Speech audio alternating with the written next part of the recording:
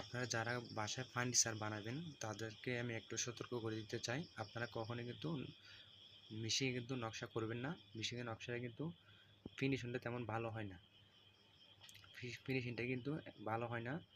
Polish করলে কিন্তু তেমন ফিনিশিংটা আপনি পাবেন না।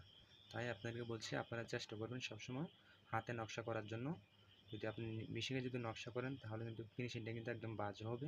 দেখতে পাচ্ছেন অবস্থাটা, এখানে কিন্তু আঁশ এবং গাছগুলো কিন্তু অনেকটা কিন্তু কুঁকড়ে উকড়ে যায়। তো এই ফিনিশিংটা কিন্তু পালিশ করার পরও ফিনিশিংটা কিন্তু তেমন ভালো থাকে না। তো আপনারা চেষ্টা করবেন যে হাতে নকশা করার জন্য। এই খাটটা যেরকম আপনি এখানে ফিনিশিং দেখতে পাচ্ছেন, আপনি কিন্তু ওইটাতে কিন্তু এরকম ফিনিশিং পাবেন না। খাটটা দেখতে পাচ্ছেন একদম ফিনিশিং হয়েছে, এটা কিন্তু হাতে কাটা। এই নকশাটা কিন্তু হাতে করা হয়েছে সম্পূর্ণ।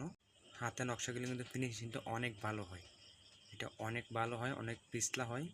এটা আশ্বাস থাকে না তেমন, মেশিনে কাটলে কিন্তু আশ্বাস থেকে যায়।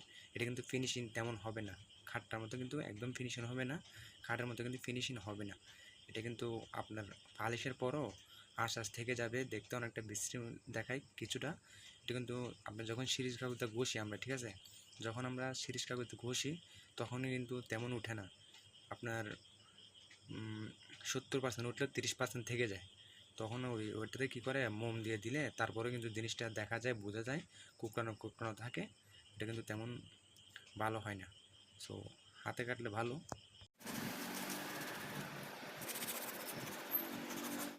ভালো করে ঘষার পরে কিন্তু এই যে দেখেন আঁশগুলো কিন্তু রয়ে গেছে, এখানে কিন্তু 30% আঁশ কিন্তু রয়ে গেছে। এগুলো কিন্তু ভালো করে ঘষার পরে কিন্তু আঁশগুলো থেকে যায়। তো আপনার যদি কোনো তাড়া না থাকে, জরুরি অবস্থায় যদি ফার্নিচার না বানান, তাহলে আপনি চেষ্টা করবেন আপনি হাত দিয়ে নকশাটা করার জন্য। খাটটা দেখতে পাচ্ছেন, খাটটা কিন্তু অনেকই হয়েছে, কিন্তু এটা কিন্তু হবে না, এটা কিন্তু এরকম ফিনিশিং হবে না। তো ওইটা ঘষার পরেও কিন্তু এতটা ভালো হয় না। এই যে দেখতে পাচ্ছেন কি পরিমাণ আঁশ, এই যে দেখতে পাচ্ছেন কি পরিমাণের আঁশ। আপনি যদি হাতে যদি নকশাটা কাটান, এরকম আঁশ কিন্তু থাকবে না, এটা কিন্তু অনেক ফিনিশিং থাকবে, এই আঁশটা কিন্তু থাকবে না।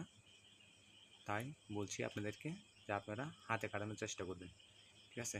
সো ভিডিওটা ভালো লাগলে ভিডিওতে একটা লাইক করে দিবেন। আপনি যদি আমার চ্যানেলে নতুন হয়ে থাকেন, চ্যানেলটাকে সাবস্ক্রাইব করে দিবেন। এই দরজার ডিজাইনটা আমার থেকে খুব ভালো লাগছে, কিন্তু আসলে নকশাটা মূলত আপনার মেশিনে করাতে আমার ভালো লাগছে না, কারণ এটা ফিনিশিংটা তো আমি তেমন ভালো দিতে পারবো না। আসলে মানে যেরকমই ঘষি না কেন, এটা যদি আপনার ভালো করে ঘষি তারপরে কিন্তু এটা থাকে, হ্যাঁ, এটা কিন্তু মানে কোনো মতে সম্ভব না। মানে এমনই সময় দেখা যায় যে ঘষতে ঘষতে গাছ কমে যাচ্ছে অথবা নকশা চিকন হয়ে যাচ্ছে, হ্যাঁ, ঘষতে ঘষতে তারপরে কিন্তু আঁশটা থেকে যায়, মানে ভিতরের আঁশটা পুরো ওরা মানে মুতা ফেলে, এমন মুতায় মুতায় মানে যতই ঘষি ততই আঁশটা আর বের হয়, এরকম মনে হয় মাঝে মাঝে আমার। তো তাই বললাম আর কি। তো ভিডিওতে একটা লাইক করে দিবেন, চ্যানেলটি সাবস্ক্রাইব করে না থাকলে চ্যানেলটি সাবস্ক্রাইব করে দেবেন। আপনার যদি কোনো প্রশ্ন থাকে আমাকে কমেন্ট বক্সে করতে পারেন, আমি উত্তর দেওয়ার চেষ্টা করব। সবাই ভালো থাকবেন, সুস্থ থাকবেন, আল্লাহ হাফিজ।